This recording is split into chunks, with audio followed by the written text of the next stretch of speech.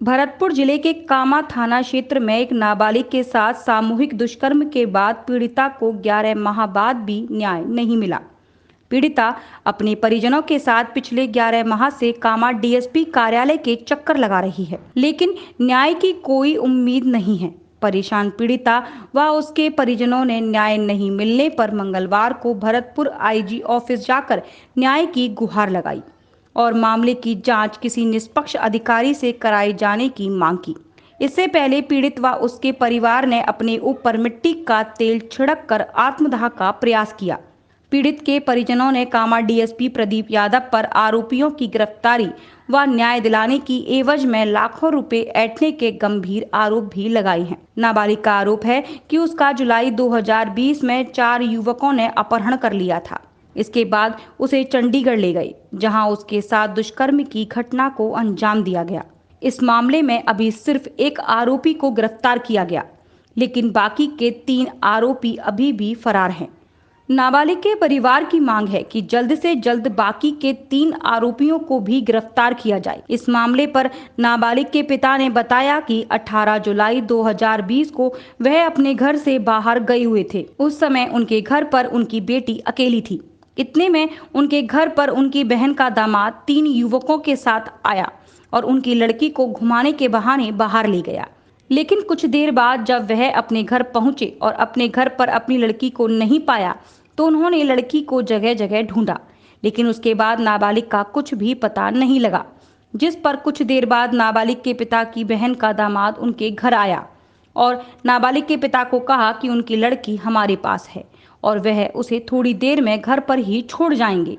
लेकिन पूरा दिन और पूरी रात बीत जाने के बाद भी उनकी लड़की घर नहीं आई। जिसके बाद उन्होंने अपने दामाद से बात की। तब उसने उन्हें हरियाणा के तबडू नामक जगह पर बुलाया और कहा, यहाँ आइए और अपनी लड़की को यहाँ से ले जाइए। जिसके बाद नाबालिग के परिजन तबडू पहुंचे, लेकिन उसके बाद भी उन्हें अपनी लड़की नहीं मिली, तो उन्हें चंडीगढ़ बुलाया और नाबालिग के पिता को उनकी लड़की सुपुर्द की। जिसके बाद नाबालिग के पिता ने 26 जुलाई को कामा थाने में अपनी बेटी के साथ दुष्कर्म और अपहरण का मुकदमा दर्ज करवाया।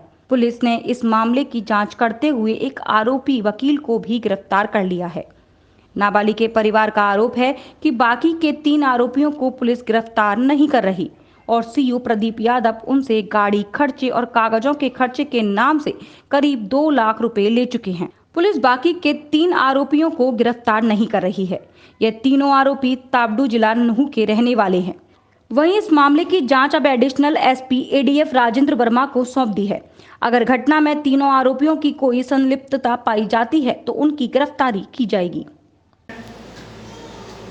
जो परिवादी है उसने ये कहकर कि मेरी लड़की को वकील नाम का लड़का भगा कर ले गया है, जिस पर मुकदमा जो है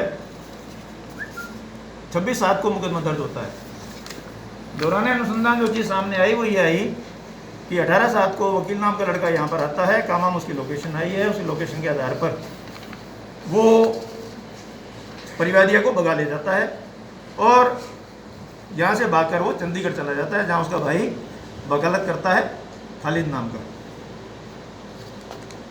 यहाँ लोकल ढूंढते हैं। लोकल ढूंढने के आधार पर उनको बच्चे नहीं मिलती है।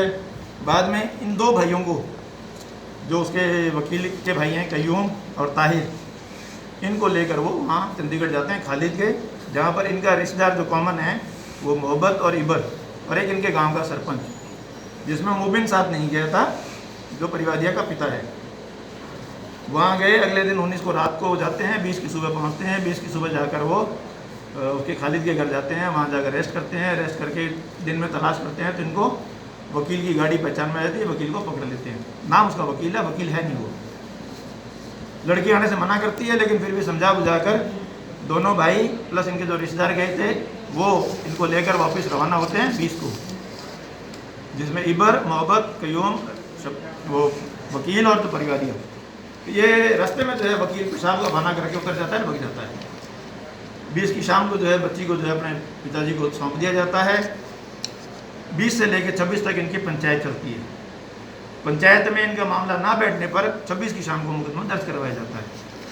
इस पर जो भी डिप्टी एसपी कामा है उन्होंने तफ्तीश की थी, फैक्ट्स के आधार पर की थी, कॉल डिटेल के आधार पर की थी और उसके आधार पर वकील को मुलजिम मानते हुए उसको दबिश देकर हरियाणा से गिरफ्तार भी कर लिया था। अब चूंकि परिवादी के क्या इंटरेस्ट है, लेकिन इसने ये दबाव डाला कि साहब इसमें जो है मुलजिम बनाए जाएँ, बाकी भाइयों को भी जो है इसमें मुलजिम बनाया जाए, जिस पर सीओ ने मना कर दिया। सीओ से 100 पर जो सीओ के मुताबिक है कि इसने बदतमीजी की और सीओ ने इसका इंदराज अपनी डायरी में डाला हुआ है और मेरे से रिक्वेस्ट की कि साहब ये मेरे से बदतमीजी कर रहा है, मेरा को नुकसान कर सकता है, इसलिए पत्रावली को आप चेंज कर दें, जिस पर सीओ की तफ्तीश रिक्वेस्ट पर मैंने तफ्तीश एडिशनल एसपी ADF को सौंप दी थी।